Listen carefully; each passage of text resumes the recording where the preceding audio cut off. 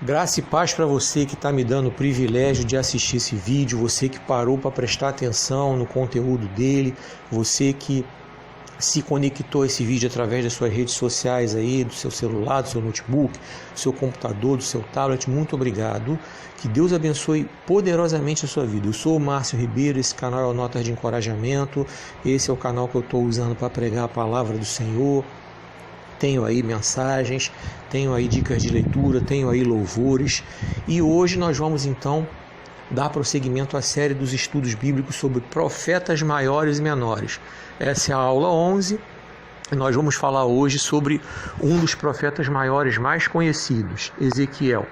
Vem comigo, eu convido você a se inscrever no canal, a curtir o vídeo, compartilhar, comentar, caso você ainda não esteja inscrito lá. Convido você a indicar meu canal, compartilhar o vídeo nas suas redes sociais. Convido a você a conhecer o canal, você ver o conteúdo e ser abençoado grandemente por cada vídeo que está ali. E que Deus fale poderosamente ao seu coração. E eu agradeço a você que já se inscreveu, já me deu atenção, já atendeu o meu convite. Eu peço a você a mesma coisa, para curtir os vídeos, comentar, compartilhar, indicar meu canal para outras pessoas, colocar os vídeos nas suas redes sociais. Isso vai ajudar a fazer o canal se tornar conhecido nas redes sociais. Muito obrigado e que essa palavra seja pregada e que Deus fale poderosamente ao seu coração também. Agora vem comigo, vamos à lição.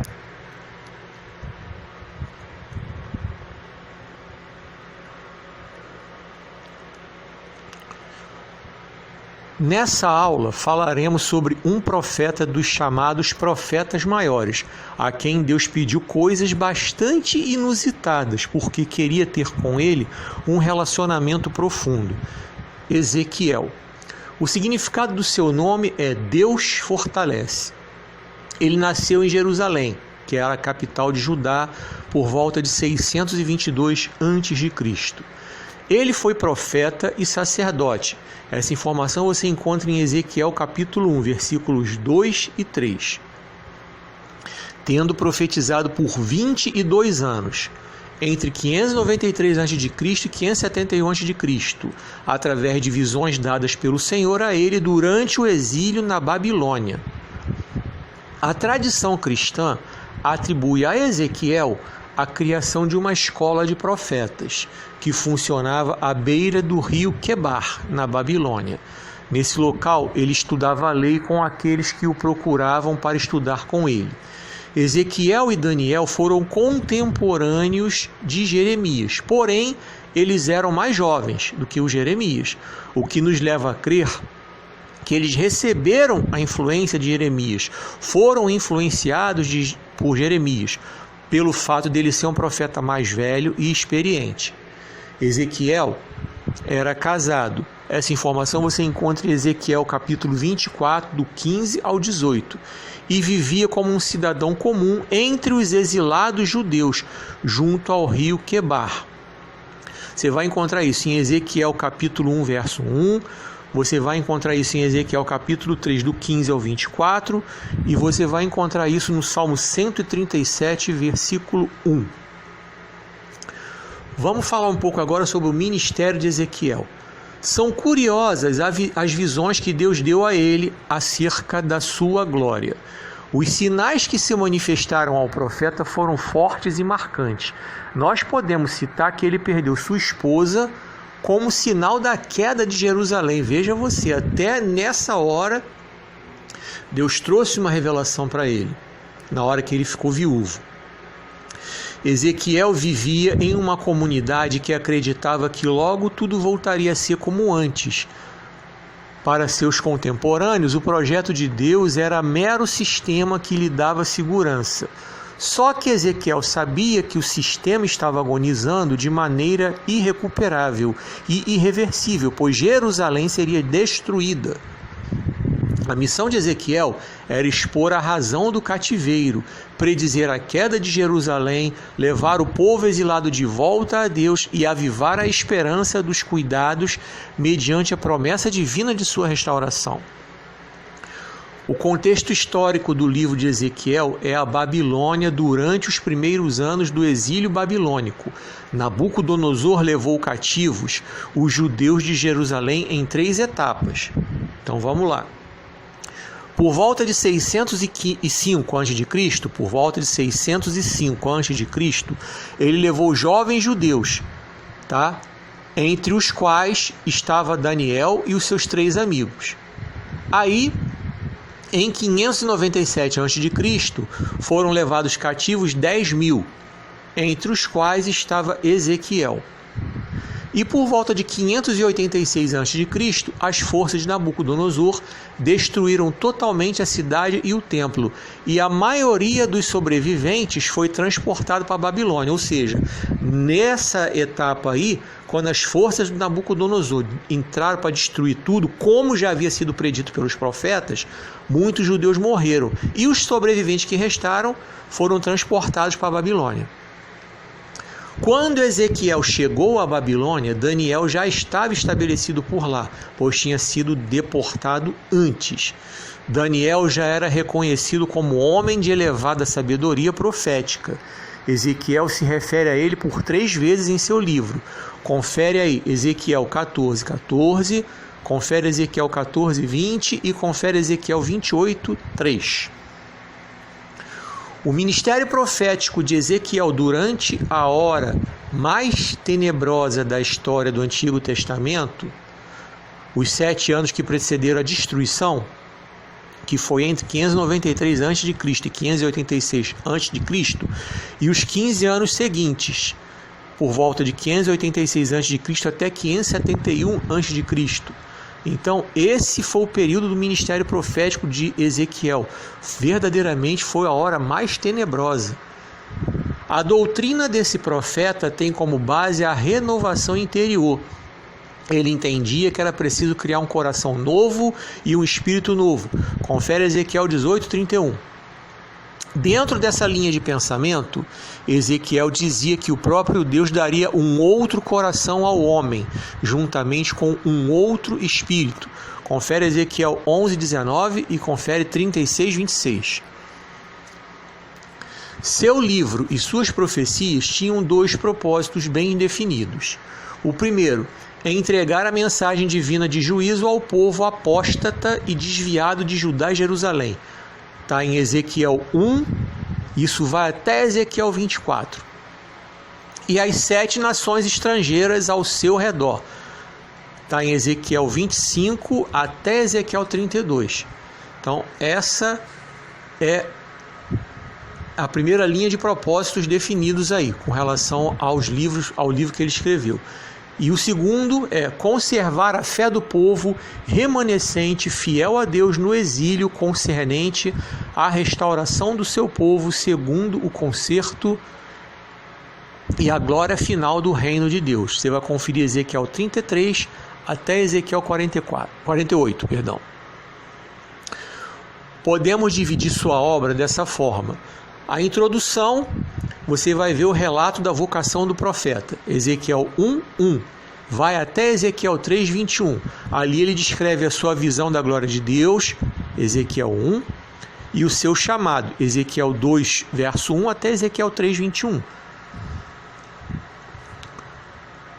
A outra divisão, as censuras e advertências antes do cerco a Jerusalém. Você vai conferir Ezequiel 3:22 até Ezequiel 24:27.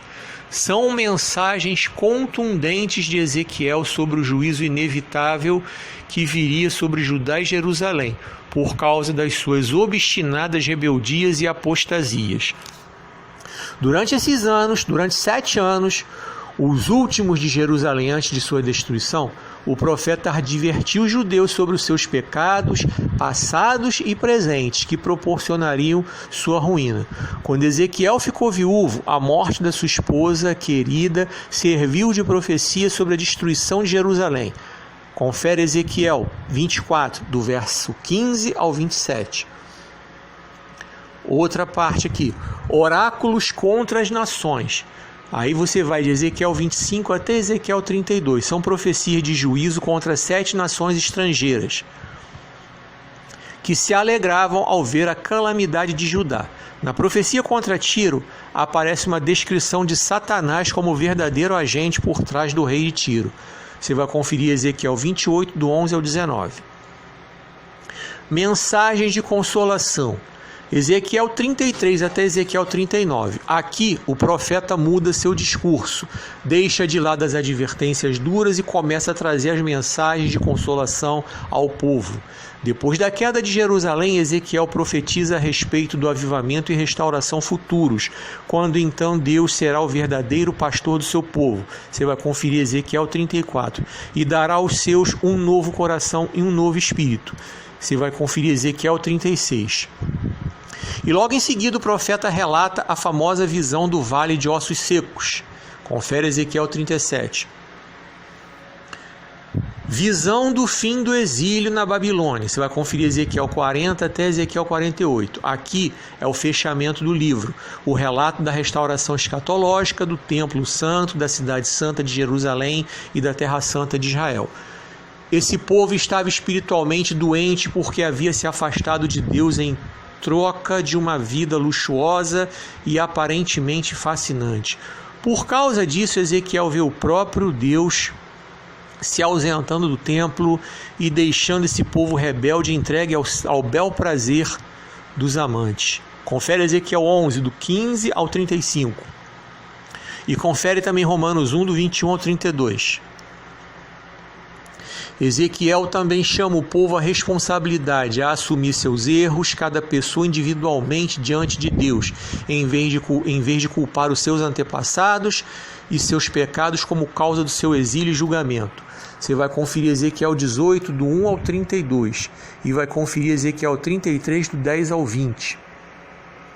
Ele ensinou que cada pessoa é responsável pelos seus próprios pecados e que todos devem se renovar no seu íntimo, no seu coração. Além disso, Ezequiel também pregou que os verdadeiros adoradores do Senhor devem ter uma vida dedicada a Ele. O profeta sofria com essa situação, mas nunca se deixou levar pelo desânimo e nem pelo desespero, pois para ele o futuro seria de ressurreição. Confere Ezequiel 36 e 37, tá? E mudança radical. A sua linguagem simbólica era para mostrar ao povo os passos que eles precisariam dar para a construção de um mundo novo. Vamos lá para os passos. Assumir a responsabilidade pelo fracasso histórico de um sistema que se corrompeu completamente, provocando a ruína de toda a nação.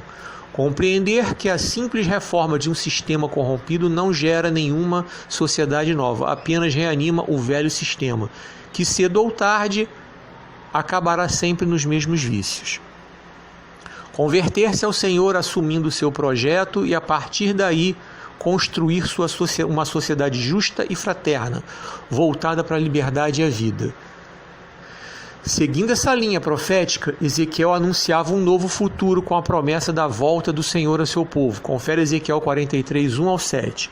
Surgindo a partir daí uma sociedade com uma mentalidade nova, radicalmente nova, na qual todos participariam de forma democrática dos bens e das decisões para construir uma relação social a partir da justiça. Assim, Deus denominou essa cidade com o nome O Senhor está aqui.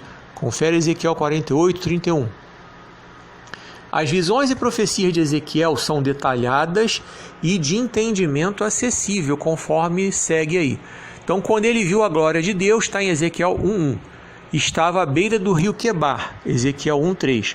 A visão dos 4 animais, Ezequiel 1:5, se identifica com os querubins, está em Ezequiel 10:20, e se remete à visão de João na ilha de Patmos, se confere Apocalipse 4:7. Quando ele vê o Espírito, Ezequiel 1:12, relata que os querubins são dirigidos pelo Espírito, que certamente é o Espírito de Deus, se confere Ezequiel 1:20. Com relação às brasas de fogo ardente, Ezequiel 1:13, elas se referem à santidade de Deus. Você confere Ezequiel 3, 14 e 15.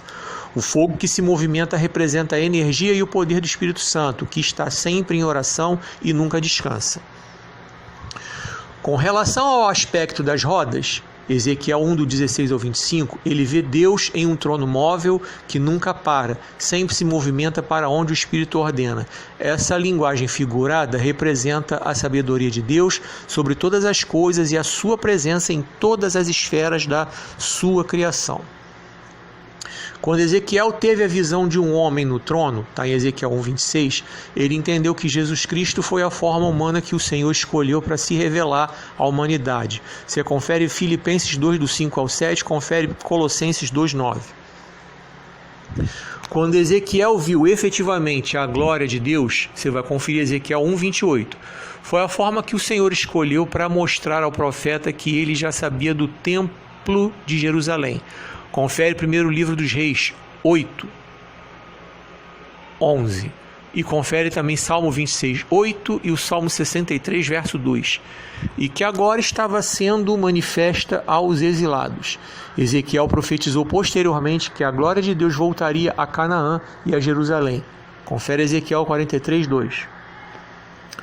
Quando Ezequiel começou o seu ministério trazendo palavras proféticas, foi chamado pelo Senhor como Filho do Homem. Ezequiel capítulo 2, verso 1, designação para a qual ele foi chamado por Deus 90 vezes. Esse título ressalta a humanidade e a fragilidade do profeta e seria para lembrar a Ezequiel que ele deveria se manter sempre dependendo do Espírito Santo para capacitá-lo a cumprir seu ministério. Jesus usou essa nomenclatura em relação a si mesmo, está em Lucas 5:24. Interessante, né? Do mesmo jeito que Deus faz com Ezequiel, ele faz conosco também, para nós nos lembrarmos de sempre dependermos dele. Vem comigo. Ezequiel ficou revestido de poder quando o Espírito entrou nele para proclamar a mensagem de Deus. Confere Ezequiel 2:2. Logo em seguida, ele é chamado a viver uma vida de aspereza e perseguição. Essa mensagem Ezequiel recebeu de Deus sob a forma de um livro, assim como João. Confere Ezequiel 2, do 9 ao 10 e confere Apocalipse 10:9. Quando o profeta diz que o livro é doce, ele se refere à sua alegria em ser o mensageiro de Deus àquela nação. Ezequiel 3, do 1 ao 3. Embora a mensagem seja de advertências duras e prenúncios de aflições. Quando o texto continua, temos a impressão de que Deus coloca sobre o profeta a responsabilidade para condenação do seu povo, da qual não poderá se eximir, a não ser que proclame exatamente o que o Senhor mandar falar. Está em Ezequiel 3, do 17 ao 21.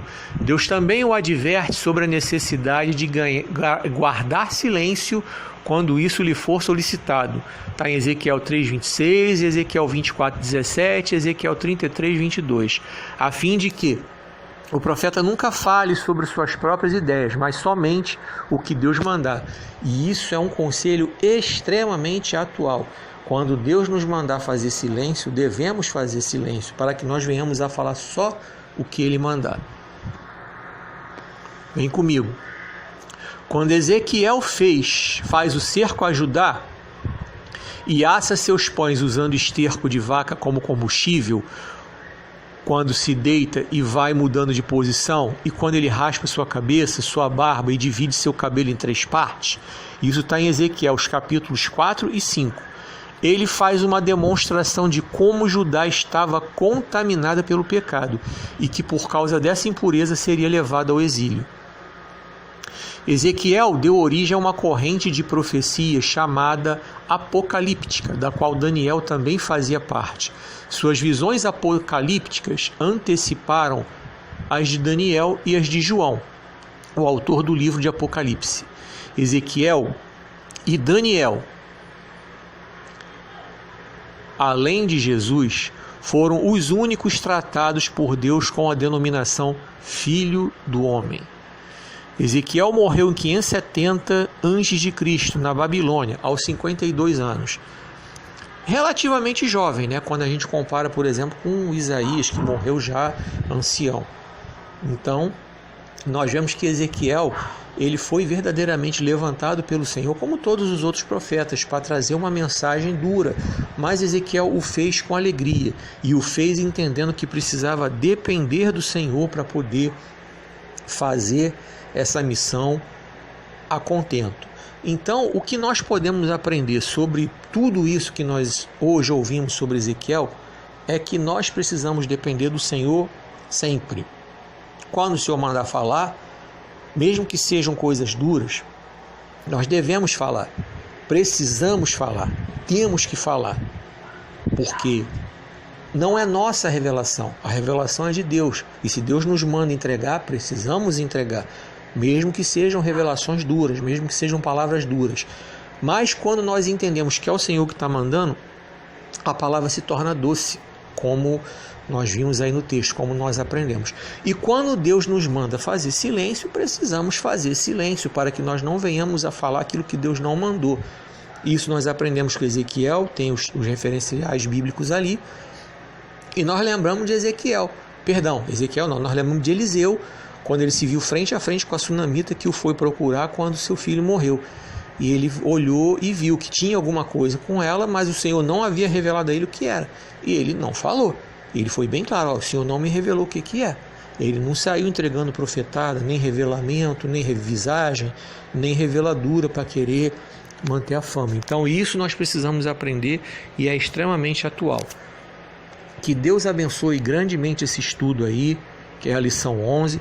Eu quero convidar você que está entrando agora para ver essa lição, vai lá no meu canal e pega todas as lições, vai vendo a lição 1 sobre a história dos reis de Israel, onde tudo começou, a lição 2 falo de Obadias, Joel, Jonas, a lição 3 falo de Amós, Oséias, Miqueias, a lição 4 falo de Naum, Abacuque, Sofonias, lição 5 eu falo de Ageu, Zacarias, Malaquias, a lição 6 eu falo dos profetas orais, aqueles que não escreveram suas profecias, Natã, Elias, Eliseu.